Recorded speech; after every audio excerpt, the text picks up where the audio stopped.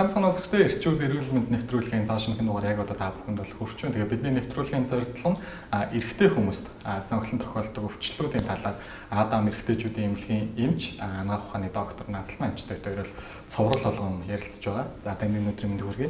Өнөөдрийн мэнд хүргэе.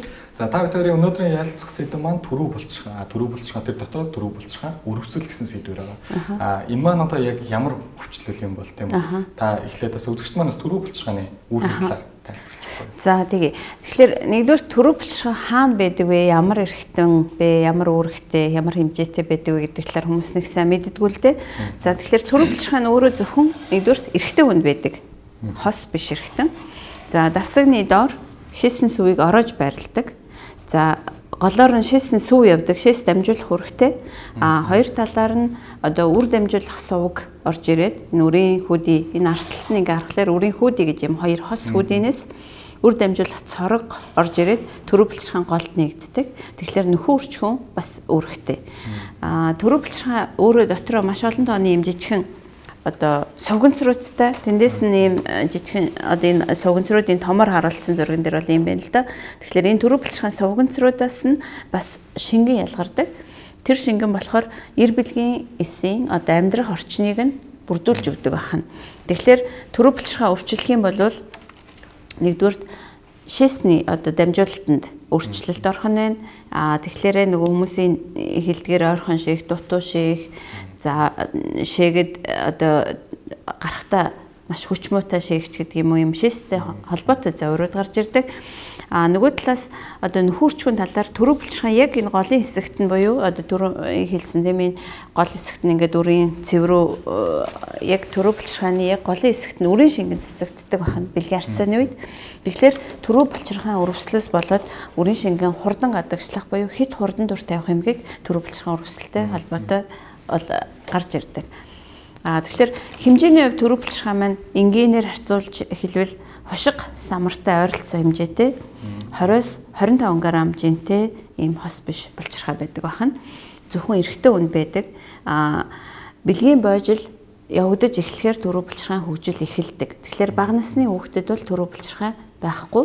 Энэ бол унтаа хэлбэртэй байж идэг гэсэн үг. Тэгэхээр дөнгөж үс сүртүүдийн байхаас биш бэлгийн боожил явагдаж эхлэхэд энэ хэмжээнд бас одоо хөгжиж ирдэг байна.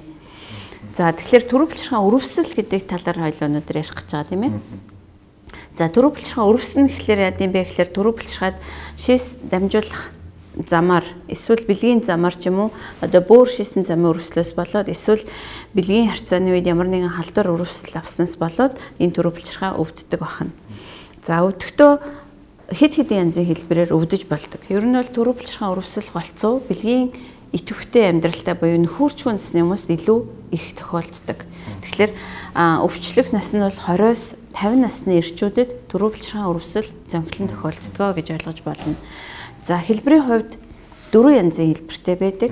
Хурц хэлбэр буюу гив гинт одоо шээс ойр ойрхон хүрээд халуурах, за ялангуяа энэ шулуун эцсний орчимд хүчтэй өвдөх, за хүн дээр бийцмар санагдах ч юм уу ийм шинж тэмдгээр огцом илэрдэг.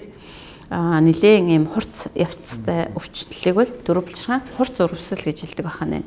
Хурц өрөвсөл зарим тохиолдолд буглаа болж бас хувирж болдог.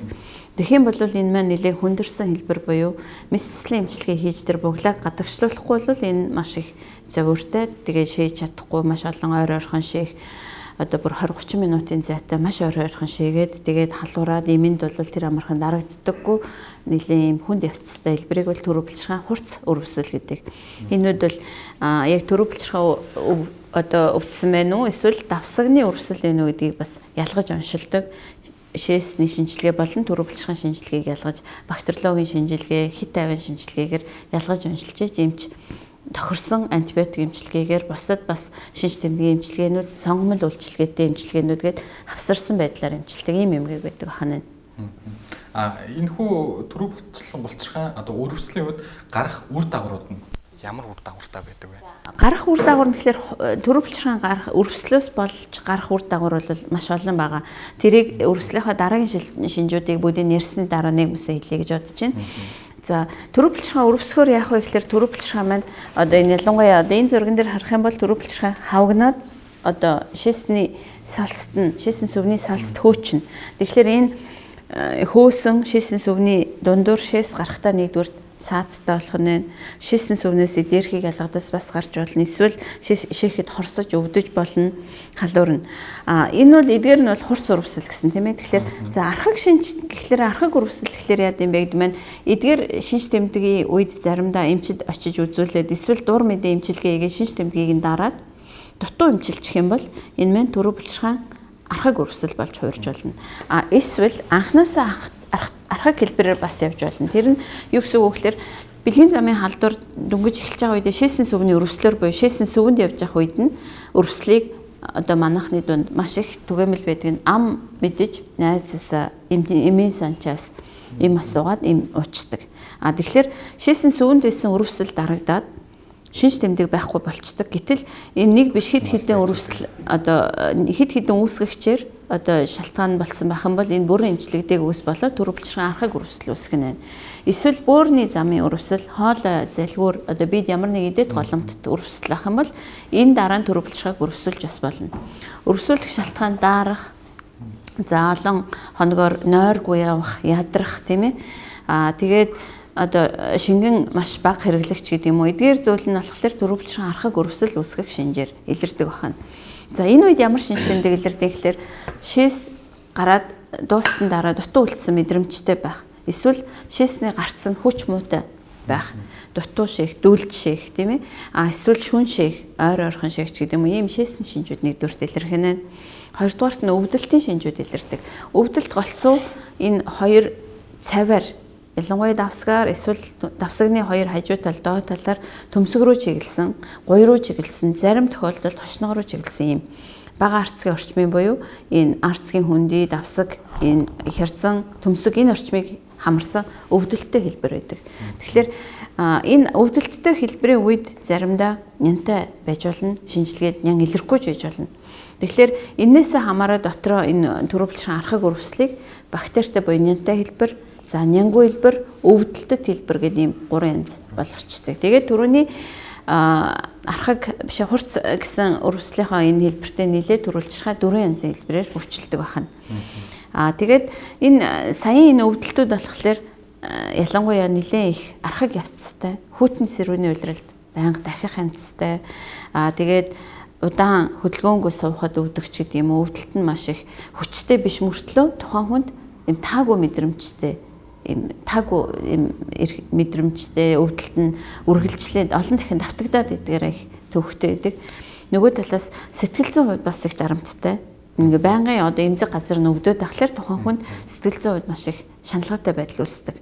Нөгөө талаараа сүүлдээ удаад ирэхээр бэлгийн одоо ялангуяа хорцлын үед үрийн шингэн гадагшлах хугацаа маш богино болж ирдэг. Хит хурдан дур тавих.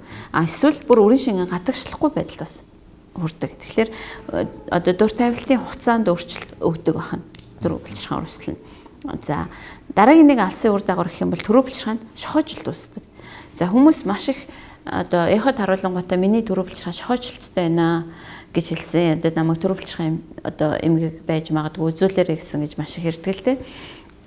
За шохоожилт гэдэг нь юу юм гэхээр энэ нөгөө төрөв булчирхайны дотор байдаг жижиг хилтэнцэр гэдсэн тий. Энэ дотор нь юм кальцийн тонорлоод үүсчдэг. Тэгэхээр эход харахаар энэ төрөв булчирхайн дотор энэ жижигэн юм цагаан цэгүүд эходоор харагддаг байна. За энэ яагаад үүсчдэг гэхээр нянгийн шалтгаантай өрөвслөөс одоо үүсэж байгаа нянгийн ферментийн нөлөөгөөр кальцийн тонорлууд үүсээд энэ шохоожилт болж хуурдаг. За тэгэхээр төрөв булчирхайн өрөвслөөс гарч байгаа эцсийн үр дүн нь болохоор төрөв булчирхай шохоожилт үүсэх, шээсний ялгаралтанд саадтай болох. Тэгээд байнгын давсагт үлдэгдэл шээстэй яваад байгаа нөгөө талаараа давсагны өрөвсөл, бөөрийн өрөвсөл, өксөх замын халдвар үүсгэнэ. За тэгээд өшөө удаан өрөвсөлтэй яваад ах юм бол шээсийн сүвэнд бас нарийсэл үүсгэж болно. Төрөв булчирхай. Тэгэх юм бол шээс одоо салаалж гардаг, тасарч гардаг, тасалдаж гардаг ийм өөрчлөлтүүд гарч ирэх нэ. Яг одоо эдгээр одоо энэ төрөв булчирхай өрөвслийн үед ямар аргаар урьдчилан сэргийлэх ямар арга замууд байгаа? За урьдчилан сэргийлэх гэдэг нь нэгдүгээр 2 жил тутамд нэг удаа өөрийгөө мэргэжлийн эмчид үзүүлж авах хэрэгтэй. Тэгээд нөгөө талаасаа үрийн шингэнд ямар нэг бактери байна уугүй юу гэдгийг шалгуулах хэрэгтэй гэсэн. Ягаад тэгэхээр шинж тэмдэггүй мөртлөө бактеритэй өрөвслөөс явж иж болдог. Огт шинж тэмдэггүй. Зарим хүн болохоор давсганд нь байнга шээс үлдээд идэг. Тэрийгэ мэдтгүү. Тэгэхээр нөгөө тэр төрөвлөчрахад аль хэдийн шохоожилт үүсчихсэн байдаг. Тэгэхээр урьдчилан сэргийлэх хүслэг хэд авийн онцлогоо буюу эхо онцлогоо үрийн шингэнд бактериолог илэрх юм уу эсвэл шээсний бактериологийн шинжилгээгээд эдгээр шинжилгээнүүдийг 2 жил тутам нэгдүгürt үзүүлж авах хэрэгтэй. За бас нэг урьдчилан сэргийлэх арга бол бэлгийн замын халдвараар өвчлөхгүй байх. Тэгэхээр олон бэлгийн автагчтай байхгүй байх хэрэгтэй. Ямар нэг эрсдэлтэй бэлгийн харьцаанд орсон бол бэлгийн замын халдварын шинжилгээг дэлгэрэнгүйгээр өгөх хэрэгтэй. Хүмүүс яадаг вэ гэхээр шээсэн сүвнээс масокны шинжилгээ буюу зөвхөн энэ хэсгийн шинжилгээ өгч юм гэсэн үг. Масок гэдэг нь шээсэн сүвнээс одоо дөнгөж ихний намсар хэсгийн 4-5 см орчмын шинжилгээ хийгээд микроскопоор хараад энд өрөвсөл байна уугүй юу гэдгийг харж байгаа. Түүнээс масокны шинжилгээ нь бэлгийн замын халдварыг бүрэн илрүүлэх шинжилгээ огтосоо биш гэдгийг ойлгох хэрэгтэй. Тэгээд даарч хүрэхгүй байх хэрэгтэй. Өвлийн улиралд ялангуяа хүүтэн сэрүүний улиралд одоо хүүтэн суудлал дээр ялангуяа машины одоо халаалтгүй байх тийм ээ. Суудал нь халаагчгүй бол дээр нь одоо хайрдаггүй материалаар суудлын бүрээс хийх, доороосоо даарахгүй байх. Одоо хүүтэн сэрүүний улиралд хит нэмгэн өмдтэй доороос одоо нэмхэн готалтай явахгүй байх ч гэдэм үү. Энэ тэгээд бөөр шээсэн зам хоолой залбиурын эдэд өрөвслийг бүрэн эмчлүүлэх. Эдгээр нь бүрэн урьдчилан сэргийлэх арга болно. Тухайн өвчтөн маань яг эрэгтэй хүмүүс зөвхөн тохиолддог тийм үү? Энэ одоо өрөвсөлтэйгээ мэдээд ямар эмчилгээ тухайн үед одоо хийлгдэг вэ? Тэгэхээр харин нөгөө бүрэн гүйцэд эмчилгээг мэрэгжлийн эмч зөвлөнө. Тэгэхээр одоо энэгээр би эмчилгээ зөвлөх юм бол хүмүүс нөгөөтг чи өөрсдөө мэдээлэл дор мэдээлэл эмчит очихгүйгээр эмчилээл тэгээд буруу эмчилгээ нэгдүгээрт хийн хоёрдугаарт эмэн дасалтай нян гэдэг эмийг үүсгэн одоо дэлхийд даяараа одоо маш олон эмэн төсвөртэй нянгууд гэдэг юмар бол дэлхийд даяараа бас нэрвэгдэж байна. Тэгэхээр эмчилгээд хүнд байдал үүснэ. Тийм учраас дур мэдэн антибиотик эмчилгээг хэрэглэж болохгүй. Тэгэхээр заавалчгүй мэрэгжлийн эмчтэр очиж төрөө булчирхаан шинжилгээ өгөх ёстой. Шаардлагатай бол 4 аягны сойрол гэдэг шинжилгээ байдаг. Төрөө булчирхаан шүүрлийн шинжилгээ байдаг. Шээсний бактериолог, үрийн шингэнээс нь бактериолог гэх мэтчлэн ийм шаардлагатай нянгийн ургуулах шинжилгээнүүдийг хийх ёстой. Дээрэс нь эхо онцлогоо хийгдэх ёстой. Асуумжаар бас зовирыг нь зөв тодорхойлох ёстой. Тэгээд эмчилгээ бол хамгийн багадаа 20 хоног, дээдл нь 2 сар хүртэл үргэлжилдэг. Тэгжээж бүрэн гүйцэд эмчилгээ болно. Хүмүүс шинж тэмдгийнхаа зовирыг багасгаар алга болчдөг. Тэгээд эмчийн эргэс хугацаанд ирдэггүй. Тэгээд дутуу эмчлэгдсэнээс болоод дараагийн үр дагавар гарч ирдэг. Яг энэ өвчлөл маань яг таны хувьд одоо яг хідээс хідэн насны хүмүүст цонхлон тохиолдож байгаа ажиглагддаг вэ? Түрүү хэлсэн тий 20-50 насны хүмүүс. Тий. Гэхдээ ер нь бол бэлгийн идэвхтэй насанд илүү их буюу 20-с 40 насны хооронд илүү их түгээмэл байдаг. Тэгвэл төрөө булчирхаан өрөвслөөр одоо настай хүн ч гэсэн өвдөж болно. Төрөө булчирхаан томролттой, хавдартай хавсараад өрөвсөл явахгүй гэсэн газар бас байхгүй. Тэгэхээр ер нь л нөхөрч хүн идэвхтэй насанд илүү зөнхлөн тохиолдно гэсэн үг. Төрөө булчирхааг бас одоо хүмүүс ингэж ярьдаг. Эрэгтэй хүний 2 дахь зүрх гэдэг. Энэ дээр болохоор танаас юу гэж асууж байгаа гэхээр тухайн төрөө булчирхаанаас ялгарч байгаа одоо тэрхүү даавар шингэн төрөө булчирхаан шингэн эрэгтэй хүний одоо үрийн шингэний амьдрах чадварыг нэмэгдүүлдэг. Эр бэлгийн эсийн амьдрах чадварыг нэмэгдүүлдэг тийм. Хэрвээ яг энэ өрөвслийн үед одоо яг тэр чадвар одоо буурах ч юм уу одоо тийм тохиолдол байх уу? Яг нэг цаашдаа үргүүдэлд хүргэгддэг. Түрүүн тэгэхээр нөгөө нөхөрчгүй талаас яагаад 2 дахь зүрх гэдэг байгаа юм гэхээр шээс дамжуулдаг. Тэгэхээр хүний шээс бол хүний биед хортой бодис нь гадагшилж явах ёстой зүйл тийм ээ эцсийн бүтээгдэхүүн. Тэгэхээр тэр бүрэн гадагшлахгүй байна гэдэг маань өөрөө нэгдүгээр хортой. Хоёрдугаарт нь нөхөн үрчгүй талаас бэлгийн амьдралд нь үр хөвгттэй болох энэ чадварт нь гэдэг ийм чухал амьдралын олон одоо үйл ажиллагаанд оролцдог учраас эрэгтэй хүний 2 дахь зүрх гэж нэрлэдэг байгаа. Тэгэхээр төрөө булчирхаан өрөвслөөс болоод өргүүдэл үүсч бас болно. Тэгэхээр нөгөө өргүүдэл дотроо маш олон янз байдаг л да. Тэгэхээр яг төрөө булчирхаан шалтгаантай өргүүдэл бол эмчлэгддэг. Гэхдээ удаан яваад ах юм бол энэ маань өөрөө өргүүдлийн бас нэгэн шалтгаан болдог учраас нөхөн үрчгүй талдаа өргүүдэл үүсэх бас нэгэн нөлөө байгаа. Төрөө булчирхааг заавал хуруугаар одоо онцлдог. Хурууны үзлэг гэж хийдэг. Яагаад заавал ингэж онцлдог вэ? За тэгэхээр төрөө булчирхаан өөрөө нэгдүгürt байршлын хувьд одоо гаднаасаа хүрэх хамгийн ойрхон хүрц нь шулуун гэдсээр нэгдүгürt байдаг. Хоёрдугаарт нь эмч төрөв булчирхайн хурууны үзлэг хийх нь ямар ач холбогдолтой вэ гэхээр нэгдүгürt энэ шулуун гэдсээр хамгийн ойрхон хүрэх энэ одоо хурууны үзлэгээр нэгдүгürt төрөв булчирхайн тогтцыг нь тэмдэрч үзэж байгаа. Төрөв булчирхай хавантай байна уу? Эмзэглэлтэй байна уу? Дотор нь одоо буглаа үүссэн байх боломжтой юугүй юу гэдгийг нэгдүгürt төрөв булчирхайгаар хурууны одоо өндгөөр тэмтэрч үздэг. Яг л төрөв булчирхай тогтцсон өөрөө хэвийн үедээ одоо өөрийн гэсэн тийм матуфтер тогтцтой байдаг бол өрөвслийн үед энэ зөөлөн болоод хавгнаад эмзэглэлтэй болдог. Тэгэхээр энэ хурууны үзлэг гэдэг бол мэргэжлийн эмч заавал хийдэг. Нөгөө талаас энэ одоо хүмүүс үзлэг хийлэхгүй гэдэг нь онцлогоо дутуу илгээж байгаа гэсэн үг. Тэгэхээр тийм учраас төрөв булчирхайн хавдрын с ิจ байна уу, томролтын с ิจ байна уу гэдгийг бол төрөв булчирхайн хурууны үзлэг тодорхойлж өгдөг хамгийн чухал одоо онцлогооны нэг хэсэг гэдэг учраас төрөв булчирхайн хурууны үзлэг бол зайлшгүй хийгддэг алтай стандарт гэж үздэг байна. Би танаас тодруулаад нэг одоо сонирхлын журмаар асуухад төрөв булчирхайн дасгал гэж би сонсч байсан. Энэ яг ямар зүйл байт юм бол? Төрөв булчирхайн дасгал биш, Кеглийн дасгал байх л та. Энэ болохоор Кеглийн дасгал гэж нөгөө бага арцгийн энэ булчин одоо хэвийн байдлаас нь илүү чангаруулах. Дээрээс нь шээс задгаархаас сэргийлэх тийм дасгал байдаг. Кеглийн дасгал гэж ярьдаг. Тэгэхээр энэ бол нөгөө шээс задгаараад мдэггүй гойж ийм эмгээг үүсгэхээс сэргийлдэг. Эсвэл шээс задгаардаг хүмүүс давсгаа барих чадварыг суулгадаг. Нөгөө талаас үрийн шингийн хит хурдан гадагшлахаас бас сэргийлдэг. Үрийн шингний гадагшлах чадварыг хүн өөрөө барих чадвар суулгадаг. Ийм олон ач холбогдолтой дасгалыг Кеглийн дасгал гэж хэлдэг. Тэгэхээр тэр бол нөгөө давсагны одоо барих чадварыг сайжруулахын тулд нэгдүгээрт нь эхний үед бол давсгаа хоосон байх үед нь хийдэг.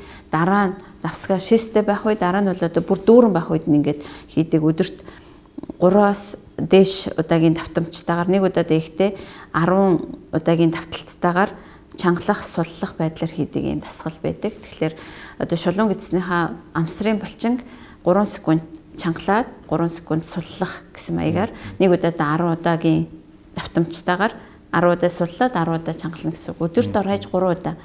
Эхний нэг сарда давсаг хоосон байх үед, дараагийн сарда давсаг шээстэй, 3 дахь сарда давсгаа дүүрэн шээстэй байх үед ингээд энэ дасгалыг 3 сарын турш тасралтгүй ингээд хийгээд твшчих юм бол аянда шээсээ барих чадвар одоо ялангуяа үрийн шингэний хурдан гадагшлуулах гэсэн ийм үед одоо үрийн шингэнийг гадагшлуулахгүй байх юм чадвар бол бас суудаг байна.